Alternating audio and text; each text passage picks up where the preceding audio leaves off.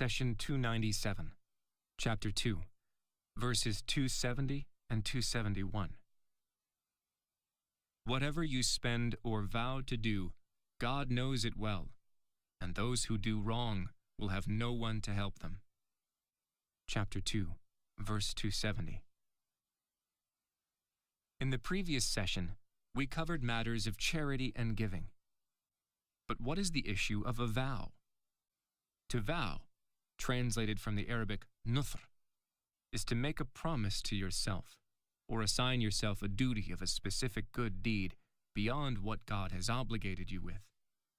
For example, you can vow to pray every night a specific number of prayers. This goes above and beyond the 5 obligatory prayers.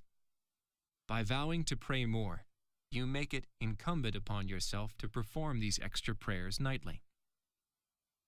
When you make a vow, it shows that you have tasted the sweetness of worship and you love to get closer to the Lord.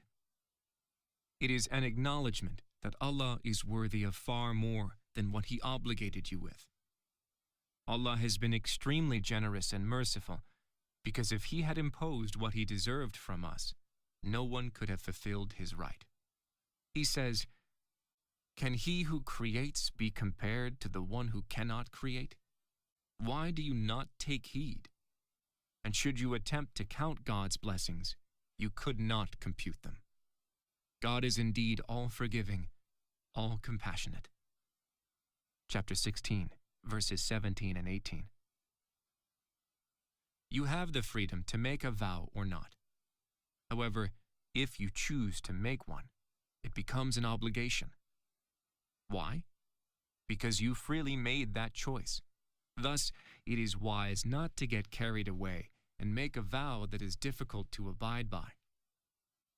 Righteous people who have true knowledge of God say to those who violate a vow, "Didn't you find God worthy of your continuous love? There is no one among us who has any doubt that God is deserving of deep affection. Therefore, it is better to take your time and think deeply before making a vow." Take note of the ending of the verse. God says, "And those who do wrong will have no one to help them." Wrongdoers are those who have been unjust to themselves. Allah explains, God does not wrong people at all. It is they who wrong themselves. Chapter 10, verse 44.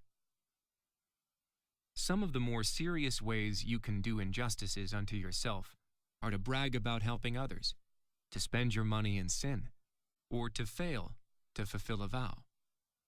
Be careful, because the consequences of such actions are dire. Now we move to the next verse in the cow. God says, "If you give charity openly, it is good. But if you keep it secret and give to the needy in private, that is better for you, and it will atone for some of your bad deeds. God is well aware of all that you do."